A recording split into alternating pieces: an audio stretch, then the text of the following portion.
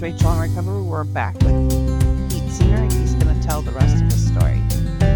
What are the 3 E's of trauma? So the 3 E's of trauma, we have to think of trauma really in a holistic way. A lot of times we think of trauma as just being the event, just the thing that happened. So just the sexual assault was the trauma. The car accident was the trauma. Being sexually harassed or bullied was the event, was the trauma. And when we look at just the event, we miss out on a large part of trauma. A story that I like to tell is related to the fact I have cancer, and I'm currently on my 3rd round with cancer. During my 2nd round, my church lived out these 3 E's, and here's how they lived out the 3 E's. They recognized that they couldn't change the event. Now, many times we can change the event. The event is the first E. Many times we can change the event. We can prevent, engage in effective prevention strategies that often are able to help prevent an event from occurring. But there are times that you can't prevent an event. When somebody shows up at your church service and the sexual assault occurred 10 years ago, you're not going to be able to go back in time and prevent the sexual assault. It may have occurred in their childhood and now they've just come to your church as an adult, but for whatever reason, you may or you may not be able to effectively prevent an event. You must do whatever you can. You must, absolutely must do what you can in prevention. But there are going to be some things that you simply cannot prevent, either because you didn't know of the situation or because you didn't know the person or didn't have close enough proximity to the situation. So when I was diagnosed and I was told the 2nd time that my cancer was back, my church could not stop that event from happening. But that didn't mean that they couldn't do anything. So what did they do? They immediately stepped into it, impacting the experience of the event. So the experience of the event is the 2nd E. And how did my church do that? Well, they came over to my house and they prayed over my family and me. The pastor then said, would it be okay if at church on Sunday, we prayed over you and your family? And we said that would be fine. And so the next Sunday at church, they prayed over my family and me. And after about 10 or 15 minutes of prayer, the pastor announces, you know what? Today we're just going to skip the sermon, and the entire time will be spent praying over the Singer family. We were surrounded by people that represented Jesus and loved on us. We were surrounded by people that cared. We had a friend that was going to that same church, and she came up to us after that time of prayer, and she said, I know this is going to sound weird, but can I do your laundry? And for the next year, we set our laundry out on the porch dirty, and it was returned clean and folded the next day. Wow. Not one did anyone in that church say to me, Pete, you're 310 pounds. What did you expect? Pete, you have a sedentary lifestyle. What did you expect? Pete, you have a diet high in sugar and fat. What did you expect? Nobody said that to me. And that meant that I got to experience the event, not blame. Because nobody went about trying to find how somehow it was my fault. Yeah. I recently was talking to someone and she had decided that she needed to confront her pastor about something. And so she told her father that she was going to confront the pastor about this something. And it wasn't a major question of abuse or anything like that. It was something else. And her dad's first response to her was, well, are you sure that you haven't done anything to prompt this situation? her dad was trying to be helpful, but even then, her dad was saying, "Are you sure it's not your fault?" And we don't pay attention to how the little things that we say, the little things that we do might convey, you know, that this is really your fault, right?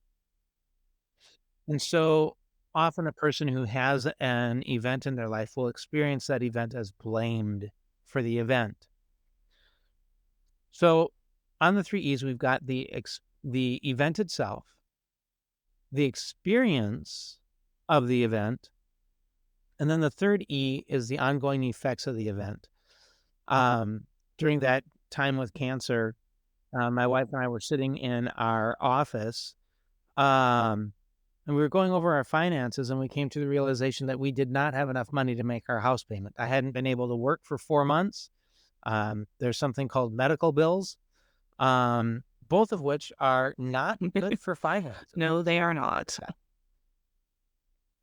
No.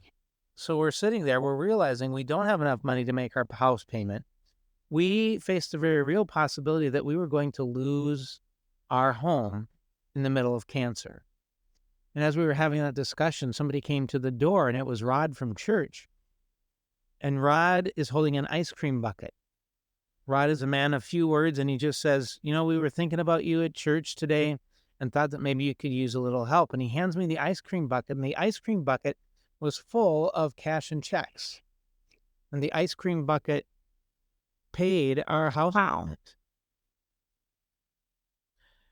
Every step of the way, our church made sure, okay, you know what? You can't attend as many church services. How do we make sure you don't lose community? How do we make sure that you don't lose as an effect of the cancer? How do we make sure that your friendships don't suffer, your relationships don't suffer, you have full access to the church and to the people of the church? How do we make sure that happens? And so very often when an event has occurred, especially if that event has occurred at church, the person who has been harmed ends up losing their faith community, ends up losing a huge part of their circle of support, ends up losing a huge part of those who have been in care and love during their time at that church. We need to recognize that that's a risk and then takes active steps against it to make sure that that person does not lose community as a result of having experienced harm. So those are the three E's: the event, the experience of the event, and then the ongoing effects of the event, which may be financial, spiritual, psychological, really could go across spectrums. What are some universal precautions? So just this idea of universal precautions is the idea that so let's just say uh, let's just say that 100 people. Yes, that's a lot of people. You don't know how many of them or which ones of them have experienced some type of trauma. You simply don't know. And that might be because they have chosen not to talk about it. It might be that they've chosen not to talk about it specifically with you. They've, for whatever reason, not revealed that they have a trauma history, that they have this history of harm. And if we only did trauma-informed practice, and we only worked to let our understanding of trauma impact how we interact with people that we know have had trauma or harm in their background, we're going to miss a lot of people. The average time for a male to tell anyone, not a professional, but to tell anyone that they've experienced some form of sexual abuse during their childhood, it's over 20 years. Are we just not going to show care and compassion to males who are between 18 and 38 because they have a tendency not to talk about being sexually assaulted. That's interesting. I've heard most men don't try to get help until they're 50. For many, it's longer than that average of 20 years. Yeah, that 20 some odd years is an average. So, yeah, so what we have to do is we have to realize that it's not just for the people that we know have experienced trauma, but it's not going to hurt. It's consistent with scripture, and it's just in general helpful in our interactions with each other. So what Universal Precautions does is it says, since it's not going to hurt, since it's helpful, and since there are a lot of people that we don't know have experienced some form of trauma, and since it's aligned with scripture, let's just do it and not wait for a specific time when it's called for, but do it all the time. Yes, we should be doing it all the time. And I feel like we just, well, I just don't feel like a lot of people have done enough healing to get it or understand how prevalent it is. Some people don't even realize they've been abused until they talk about it so many years later because they've suppressed it. Because that's, I mean, I can't count how many times I've had conversations with little old ladies and they tell me what happened to them. Like, that's assault. That's childhood sexual abuse. And they want to deny it. Yeah, as a therapist, I've had clients in their 60s and 70s that have come to see me and tell me for the first time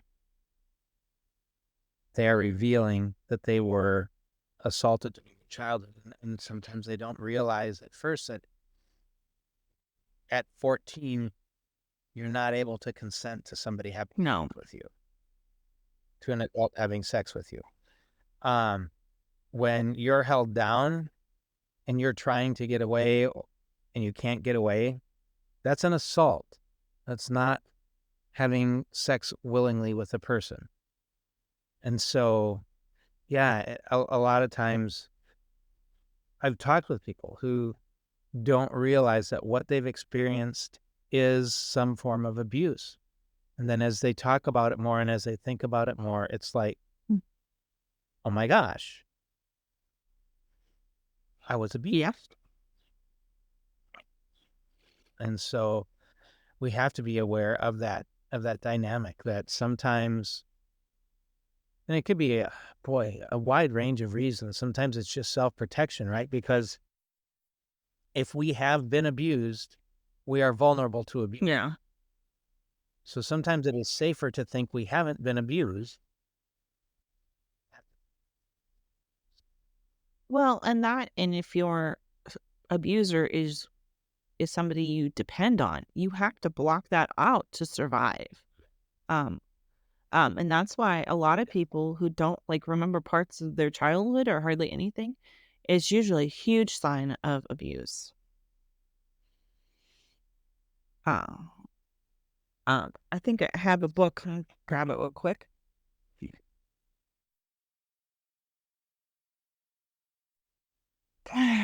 It's called The Betrayal of Trauma. It's The Logic of Forgetting Childhood Abuse by Jennifer Freyd. I don't know if you've read that or not.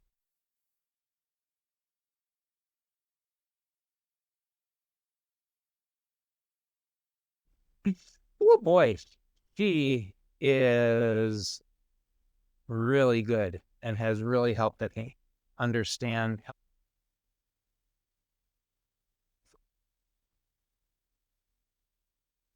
I mean, and one of the things she mentions in her book, it talks about, you can suppress it because you need that person to survive. And so, because, there's fight, flight, and freeze, but people don't talk about appeasement, compliance. And I think there's one other, to avoid, long-term situations, and those are submit. I think that's the uh, word that's usually on the chart that doesn't get talked about. And people don't talk about those three in particular when talking about trauma response or fight or flight types of responses.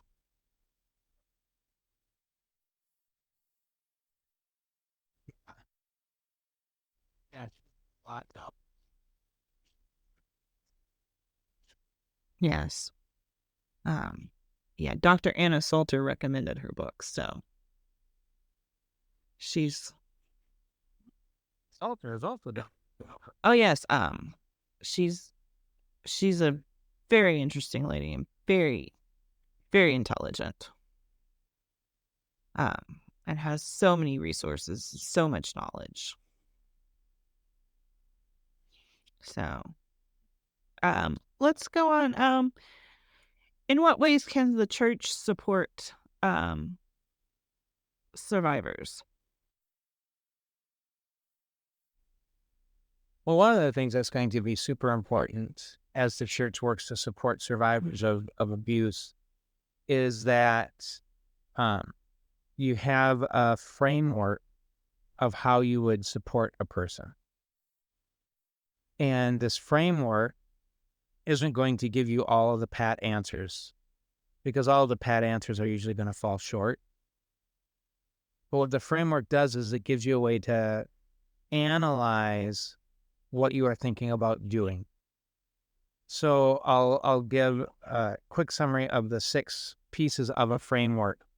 And they're really the focus of the article as well, these 6 key principles of trauma-informed practice. So the first is safety.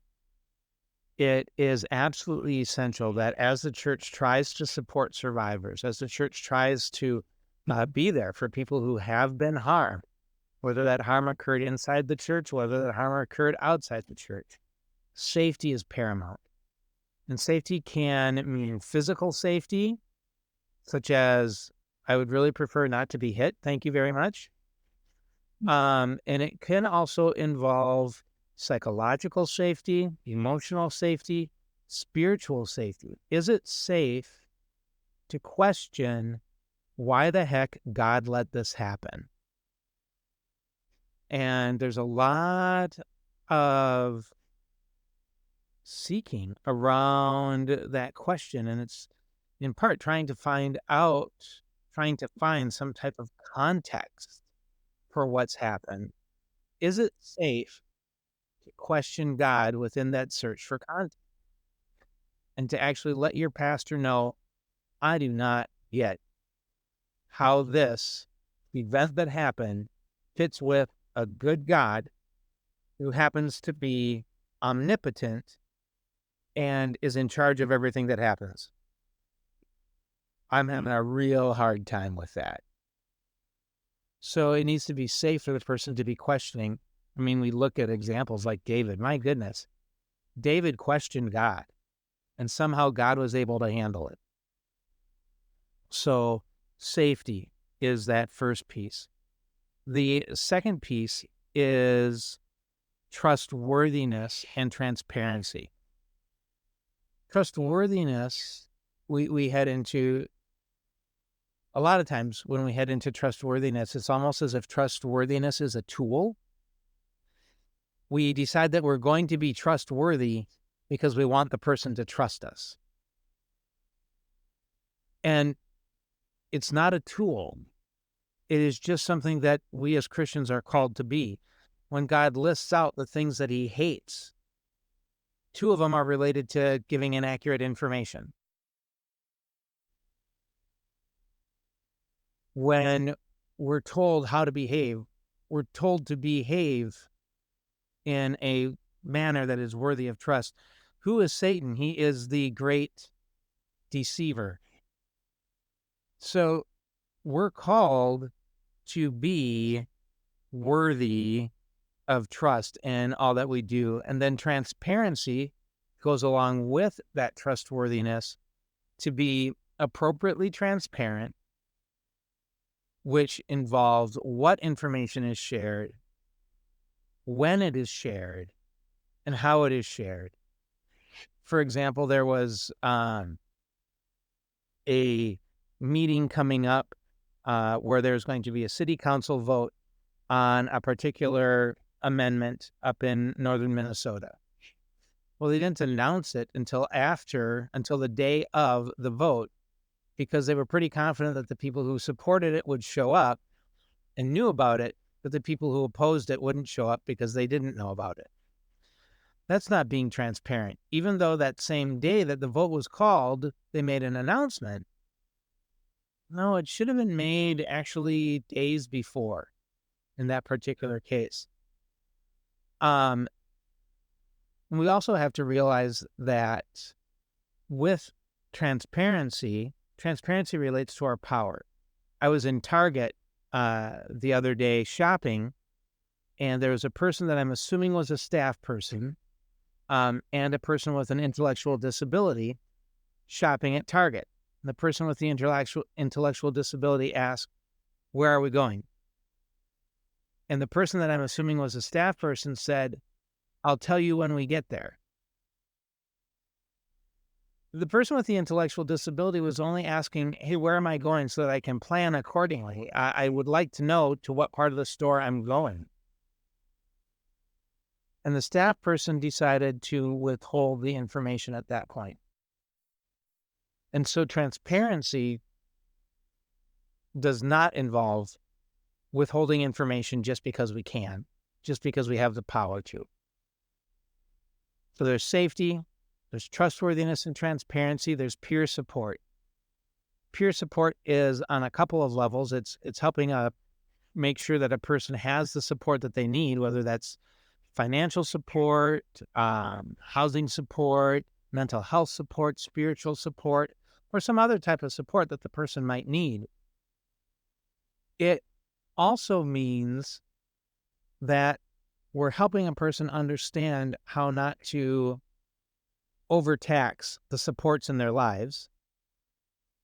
And we are helping the people, the caregivers, as it were, that would be a support for that person.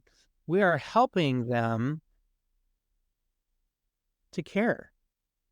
We are providing them with resources that they can then share with the person. Believe it or not, caregiving can really take Oh, yes, it can. It's one of the most exhausting jobs ever. ever. And so it's also just taking care of the caregiver, because the caregiver is doing so much. And so just taking care of the caregiver. Peer support also is a recognition that there are people who are out there with similar lived experience. And that similar lived experience needs to be respected and honored. That if the person wants to have some type of a role in helping to provide care, they're not obligated to by any stretch of the imagination. But if a person with similar lived experience wants to provide some level of care and support, that's honored. I mentioned that I have cancer. I was in the hospital. This was during my first round with cancer. And I was in the hospital for, I believe, a blood clot. And I was feeling really down. And I was feeling really defeated. And my Aunt Diane walks into the hotel room and she says, "Knock it off. You don't have time for this kind of an attitude." If anyone else had said that to me, I would have kicked him out of my hospital room. But it was my Aunt Diane, who was a cancer survivor. She had similar lived experience. And because she had similar lived experience, she was able to look at it and take it from a different approach that somebody who had never experienced cancer wouldn't have been able to have. And I gave her a respect that somebody without cancer would not have gotten from me. And that doesn't let those without similar lived experience off the hook. You still need to be there. You still need to do your part. but it's also recognizing the power of that similar lived experience. The fourth principle is collaboration and mutuality. With collaboration and mutuality, we're looking at working together. And in part, it's working together with the person who's been harmed. You don't just go ahead and decide what's best for them. You work alongside them to determine what is best because they kind of know their situation a little bit better than you do. It's collaboration within your group. So is it a group of people inside the church that are leading the matter? Is that whole group involved, or is it just one person making all the decisions? And then you collaborate with people outside your group, and that might be that you collaborate with housing assistants, you collaborate with mental health providers, you collaborate with child protection by making that child protection report that you're legally required to make, or that you need to make simply because it's a moral or ethical responsibility. So there's collaboration and mutuality. The fifth principle, the fifth piece of this framework for how we can help people is empowerment, voice, and choice. Trauma, by its very nature, strips power away from a person, and it is our job to walk alongside them as they take some of that power back and as they take some of their voice back. And then the final principle in this framework is humility in the face of historical, cultural, and gender considerations, which are often just simply inseparable from trauma that is happening. So we have to be humble with those because we recognize, you know what, I'm not going to have as much insight into a particular set of experiences as somebody else will because they've experienced it and I haven't. So I need to be humble in that. So those 6 principles kind of form a framework of how do we go about helping. And when we have those 6 principles, we can think about specific things to do within that. Also, anyone is willing to is able to contact Grace and just say, hey, can I have some help walking through this? Can you walk through this with me? Help me think through how these principles.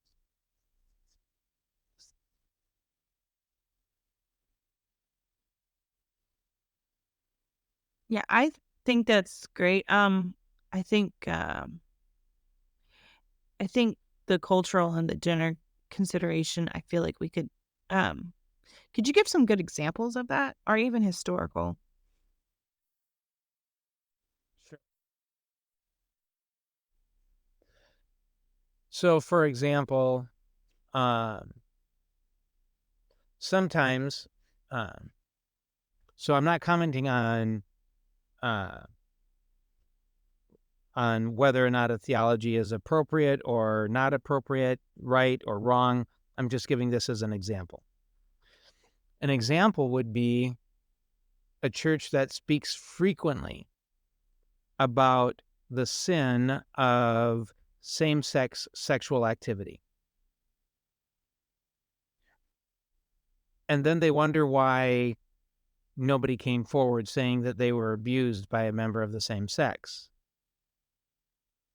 Well, that church has set it up and made it harder to report because they've put so much emphasis on that's wrong, that's wrong, that's wrong, that's wrong, without clarifying a difference between being sinned and sinning against within their theology.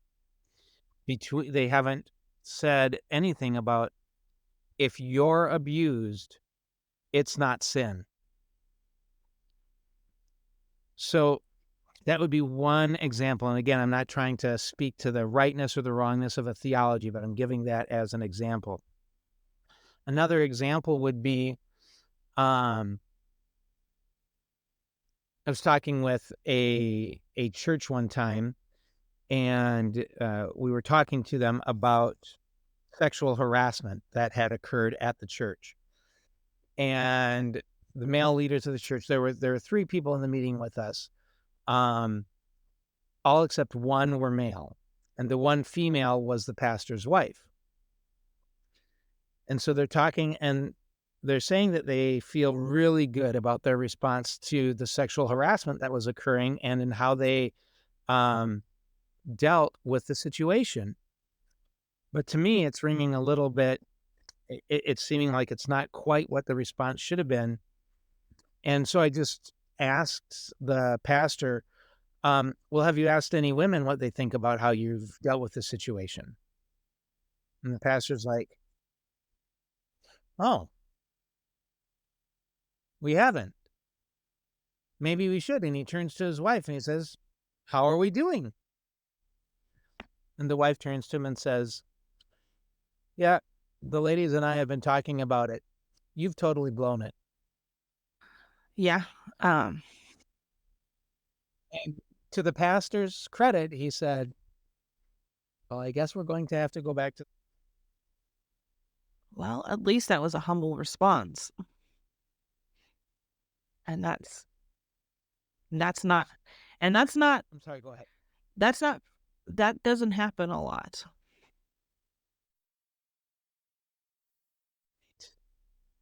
Right. We totally get it because we're guys. No, you totally don't get it. And it's super important because when we think about these things, so let's just take sexual harassment as an example. 50% of women and 33% of men report either seeing or experiencing sexual harassment at church. That's not sexual harassment out in the world. That's sexual harassment at church. 50% of women report experiencing or seeing sexual harassment at church, and a third of men report experiencing or seeing sexual harassment at church. That's a problem. And if we don't have humility in the midst of that problem, it's just going to keep perpetuating. It's no hope of ending. Yeah. No, I mean, I've seen sexual harassment at church and I've had to report it. And it's very overwhelming at times. It's like, how much, how do you bring this up to your pastor, to your leadership? And when do you bring it up? Because, sexual harassment can be kind of minor stuff. I mean, we had a guy at my church and he was, he's a mentally ill kind of creature. He's got a lot of health problems and things. But he's probably in his 30s or 40s, and he was making comments about the high school girls and calling them, derogatory terms because of what they were wearing. And I'm like, that's not okay. And I told him that, and then I reported him to the pastors, like, that does not need to be said. That can be very harmful.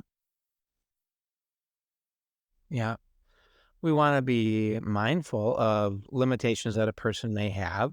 We want to be mindful of that, but that doesn't mean that a 14-year-old girl is responsible for carrying the weight of somebody else's mental health, or a 14-year-old boy is responsible for carrying the weight of somebody else's mental health.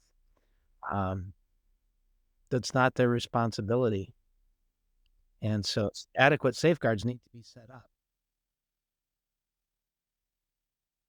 Pete will be back next week at Thursday at 10 a.m. to tell the rest of his story. Always follow us on your favorite podcast platform and social media platform. If you have any questions, reach out to rachelonrecovery.com, and always subscribe to us on YouTube. Thanks.